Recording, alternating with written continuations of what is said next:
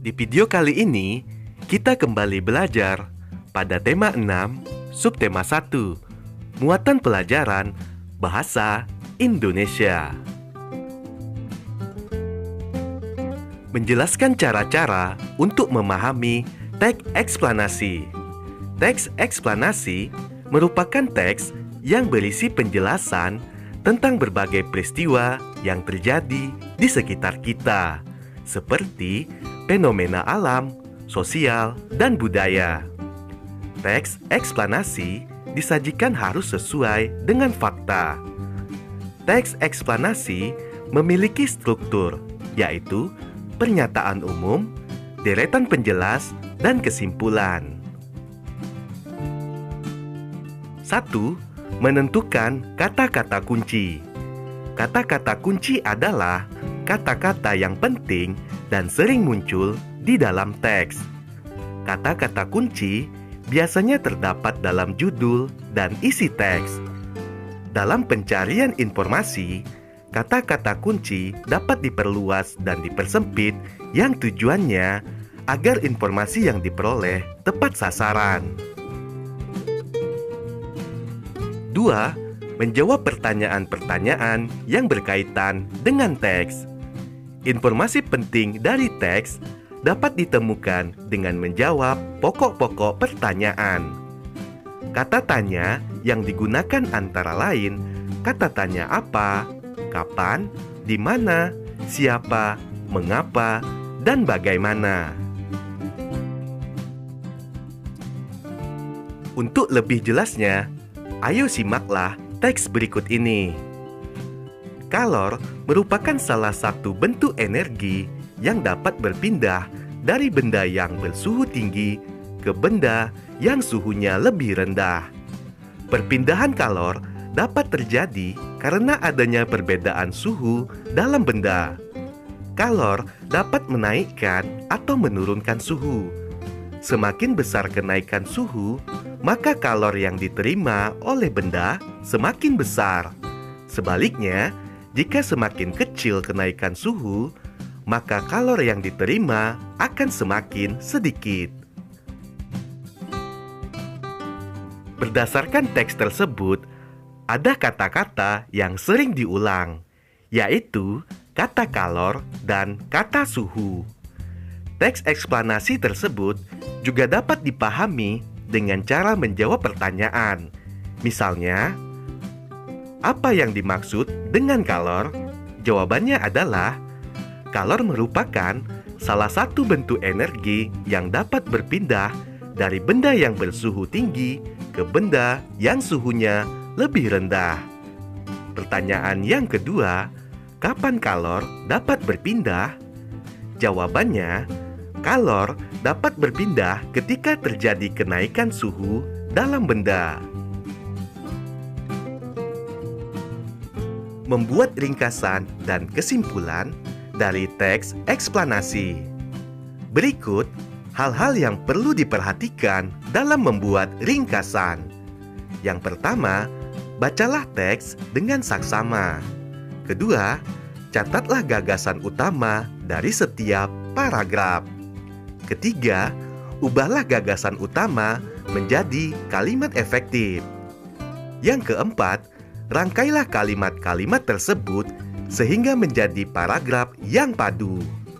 Dan yang kelima, pastikan kamu menggunakan kosakata baku dan ejaan yang sesuai Pedoman Umum Ejaan Bahasa Indonesia atau PUBI. Setelah membuat ringkasan, kita dapat membuat kesimpulan. Kesimpulan merupakan pendapat terakhir yang mengandung informasi berdasarkan uraian sebelumnya. Kesimpulan dibuat agar informasi yang diperoleh dapat mudah diingat dengan cara mencatat informasi penting dalam teks.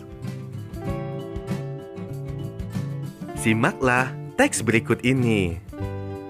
Pernahkah kamu merasakan panas tubuhmu? Tentu kamu pernah meletakkan tangan di kening ketika sedang demam. Dalam kehidupan sehari-hari, ukuran derajat panas atau dinginnya suatu benda atau ruang dikenal dengan istilah suhu. Permukaan tangan kita tidak dapat mengukur suhu secara akurat. Terdapat suatu alat yang digunakan untuk mengukur suhu secara tepat dan dapat digunakan secara internasional, yaitu termometer. Termometer memiliki suatu standar, antara lain Celsius, Reaumur, Fahrenheit, dan Kelvin. Dalam kehidupan sehari-hari, kita biasanya menggunakan termometer dengan satuan Celsius. Setelah menyimak teks tersebut, ayo kita perhatikan contoh ringkasan dan kesimpulan berdasarkan teks tersebut. Contoh ringkasan: suhu adalah ukuran panas atau dinginnya suatu benda. Setiap benda atau ruangan dapat diukur suhunya menggunakan termometer. Ada banyak satuan ukuran untuk mengukur suhu, yaitu Celsius, Reaumur, Fahrenheit, dan Kelvin. Contoh kesimpulan: jadi, panas atau dinginnya suatu benda dinamakan suhu. Suhu dapat diukur dengan menggunakan alat yang bernama termometer. Ada berbagai macam satuan ukuran termometer yang biasanya digunakan dalam kehidupan sehari-hari. Tetapi, satuan yang umum digunakan adalah satuan Celsius. Membuat kesimpulan dari teks eksplanasi.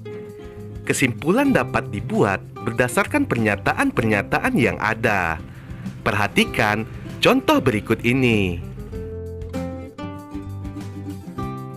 Kesimpulan dari dua pernyataan. Ayo perhatikan pernyataan 1 dan pernyataan 2. Pernyataan 1, panas dapat memengaruhi perubahan suhu benda. Pernyataan 2, panas juga dapat memengaruhi perubahan wujud benda.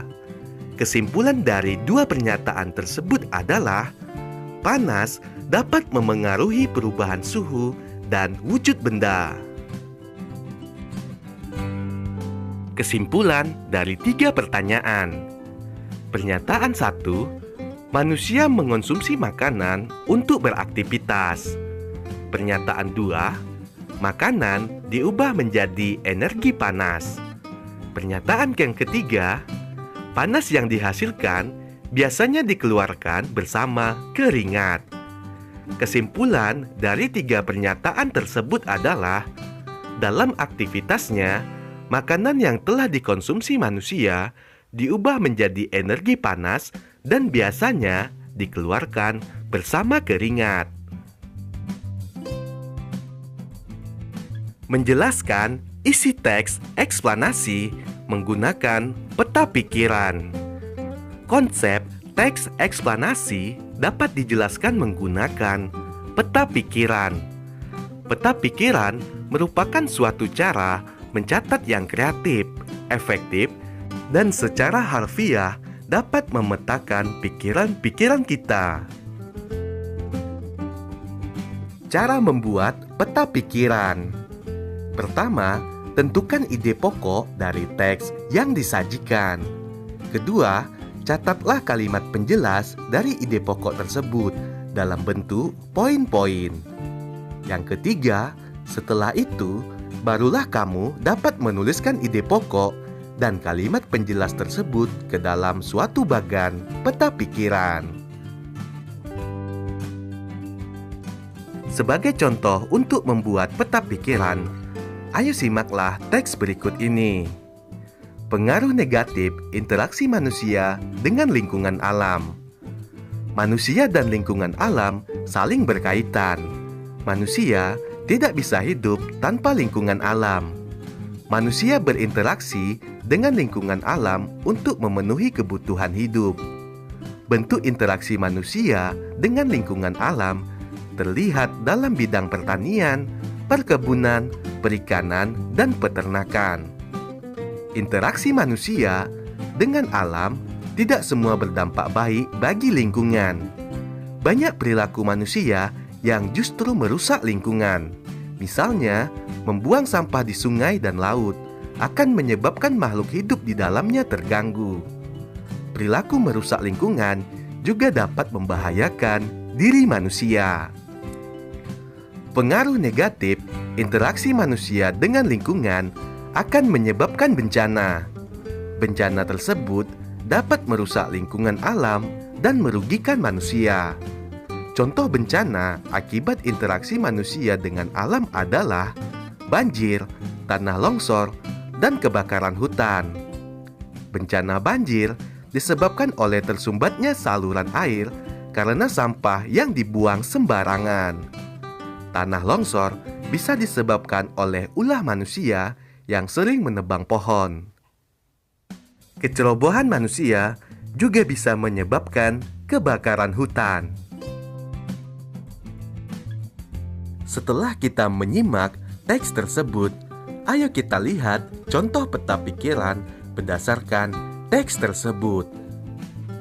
Judul teks: Pengaruh Negatif Interaksi Manusia dengan Lingkungan Alam. Kemudian gagasan pokok 1, interaksi manusia dengan lingkungan alam.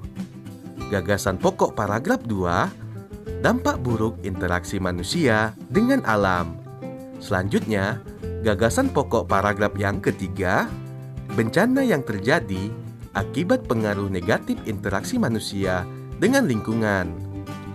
Selanjutnya, kata kunci dari paragraf 1, interaksi manusia dan lingkungan alam. Kemudian, saling berkaitan. Kata kunci pada gagasan pokok paragraf kedua, dampak buruk dan interaksi manusia dan lingkungan alam. Selanjutnya, kata kunci pada paragraf ketiga, pengaruh negatif interaksi manusia dan lingkungan alam, terjadi bencana. Menuliskan kembali informasi dari teks eksplanasi. Berikut langkah-langkah dalam menuliskan kembali informasi teks. Langkah yang pertama, perhatikan judul dan tema dalam teks. Kedua, tentukan gagasan pokok setiap paragraf dalam teks. Ketiga, kembangkan gagasan pokok menjadi sebuah cerita yang padu menggunakan bahasamu sendiri. Dan yang keempat, saat menuliskan kembali, perhatikan keruntutan informasi yang kamu peroleh. Membuat ringkasan teks eksplanasi. Ingat, ada hal-hal yang harus diperhatikan dalam meringkas teks eksplanasi. Pertama, membaca judul teks terlebih dahulu untuk mengetahui gambaran informasi secara keseluruhan. Yang kedua, dengan membaca cermat, kita dapat menggali informasi teks lebih dalam, sehingga dapat memahami isi teks.